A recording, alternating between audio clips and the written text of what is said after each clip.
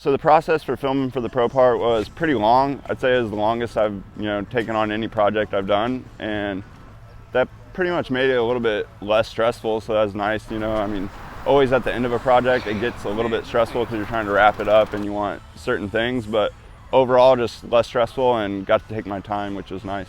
It's pretty cool because two close homies were working on their pro parts at the same time, Eric and Dan.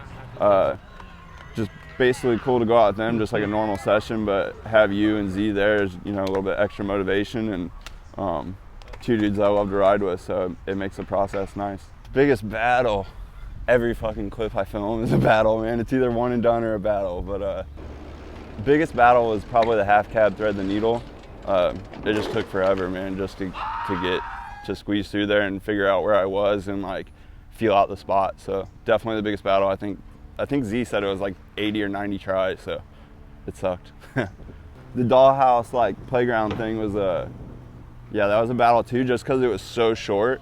Like I just kept getting like the weirdest pop on it because I would hop on it and it was just like you're on it sideways just barely to get like a bike length, so it was really quick and like not really that sturdy, so like that was giving me a weird pop too.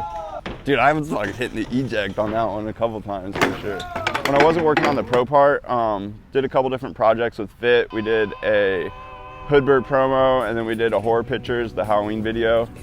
Outside of riding, I've been doing a lot of go-kart racing and driving, so if I'm not riding, I'm thinking about go-karting, dreaming about go-karting, or driving or racing. So that's been like the main thing I've been doing outside of riding for sure, and I look forward to doing more with it this year for sure. It's been something I've always wanted to do and never really had a chance, and then like back in 2012 I got a go-kart, but it didn't last very long. It's just like it's super expensive, and like that was right when I had changed some sponsors and switched some things up and with riding or whatever, so I kind of made that choice, and then ended up getting rid of the go-kart, which sucked, but always knew I'd be getting one as soon as I could after that, and I finally got one again at like the beginning of this year. So all this year I've been like slowly getting all the tools and everything I need to go out and race and do that. So it's been a process, and it's been super fun, man. It's been a learning process. So usually ride with a bunch of Long Beach homies, Forrest, Eric, Dan,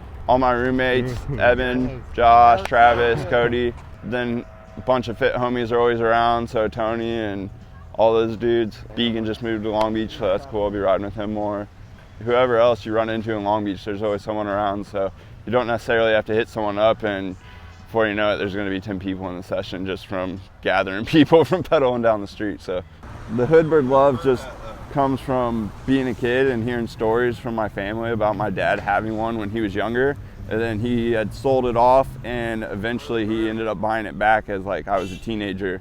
And so going from hearing stories about it and just like this badass American iconic car that's like Smoking the Bandit, it's just like an iconic car, and going from hearing stories and then to him like actually getting it back was pretty cool. And then once he had it, just like I loved it, it was just such a cool car, and one day I'll definitely have one. I mean, I don't watch that much BMX, but stuff that definitely comes to mind would be like Rich Forne section. That section was super sick. Jordan Hango had a Fit section that was fucking nice, breath of fresh air for sure, like just fucking sick. Jordan Hango is one of my favorite riders. Simone had a lot. I feel like he's had multiple sections that stand out. Those dudes, Nathan, his Etney section was crazy. Those are dudes that stand out. Dan Kruk's pro part, heavy. My process is usually I like to find stuff just because I ride so like weird. I don't ride like normal spots, it seems like, usually, so I like to pedal around, find something, and get some ideas, like that's like usually how it works. But at the same time, going out and just like randomly finding something when you're out is always good, because it makes you kind of think more, like you have to work harder. Yeah, I'd say most stuff we went back to, like especially being the pro part, I had a lot of stuff in mind that I wanted to do for like a video part, and I treat the pro part like it's a video part, like I'm not going to be filming for a DVD anytime soon, it doesn't look like. So this is, I feel like I hold this at a higher level than like a regular web video, so I had shit in mind that I've been wanting to do for a while, so I had plenty of stuff on the list to be like, oh, you know, it's in my mind. It's been in my mind for a minute, so it's good to get a couple of those checked off. Personal favorite clip would be, like I was just talking about having a clip in mind for a while, would be the tire ride to wall ride. That's just like a downtown Long Beach spot. It's been in session forever. I never filmed anything there before, but like it's a spot that like I pass all the time, and I've had that in mind for a minute. So that was a good one to get done. I like it just because I'm not really like, I don't do that many tire rides, and it's like a weird setup to where it's a downhill runway, a kind of a high hop tire ride, and then you have like a weird angle with a gap to the wall. So I was hyped to get that one done. That and the half cab, I know it's like the last clip and it's cliche to say, but that one I was super hyped on, you know, for sure. Yeah, the first clip, the half cab over the guardrail into the like gate thing in LA, that's probably one of my favorite clips, just because I remember seeing that spot way back in the day before I moved to LA or California, and always thought that spot, like it just stood out to me. It just like, that's a sick spot, you know? So I got a clip there in the past, and to get another clip there, I was super hyped on that. And if you've been to that spot, the fucking parking lot sucks at the top. It's like gravel, and there's holes everywhere, so it sucks. Dude, I still want to get another clip of that spot, for real. Like, I've been wanting to bar manual that spot for a minute, and it's just like, God, dude, it's so tall, and like, but you have the time, you know what I mean? Like, you fall to it, so like, it's so doable. Yeah, shout out to Eli Platt, though. He manualed it way back in the day.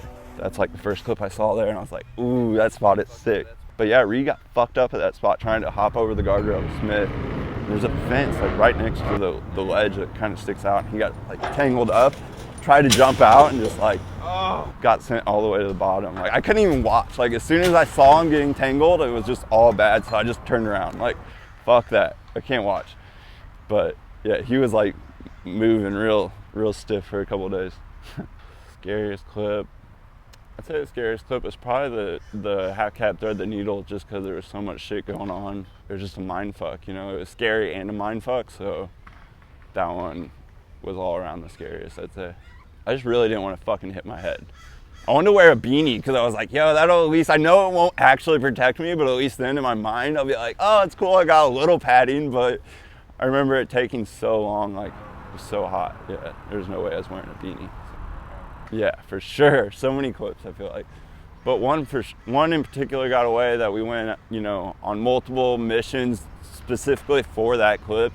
And like I went into that knowing it was going to take a while, and we, you know, I gave it my all, and it just did not work, dude. It did not work. So we went multiple times in different spots, and yeah, hopefully I just need to find the right setup. I think that's what it is. I've been playing with it in my head, and I also think I need to try the clip switch, because if I do it switch, it makes the bar spin shorter on the way out. So I think it'll work better that way soon. Such an unpredictable trick. Like a ghost feeble is such a unpredictable trick. Trying to do anything out is just hard, inconsistent. All right, yeah, so I always rode pegs. I don't know, it's just what you did, you know, it's normal. All the older dudes that I rode with had pegs and brakes and shit, so I just did it. But over time I realized that like I was more drawn to clips when I watched sections that were just like kind of not peg clips, you know, I guess, like more setup usage. And just weird stuff that stood out to me was always seemed non-pegless, and as I would film stuff and stuff I would be hyped on seemed to go that way, you know, so it just made sense. And I kind of wish I would have took them off sooner, because I look back at footage and I'm just like, oh, dude, should have just. Stephen Hamilton and Mike Aiken for sure. Like as a kid, you know, I looked up to those dudes, and their sections always got me hyped. But I mean, I was always hyped on dudes with like pegs also. Like Jorge Martinez was one of my favorite riders as a kid. Like watching his sections were sick, and he obviously always heavy with the pegs. But yeah, Stephen Hamilton was probably my favorite as a kid, and like. His shit was just so different and weird, and he did big stuff, like sick tech stuff. He had like just such a good style, man. So if you haven't seen my pro part, check it out. If you have watched it, thank you. Shout out to Ride for having the pro part and doing everything they do for BMX. Shout out to my sponsor, Fit Bikes. Get a hood bird. I don't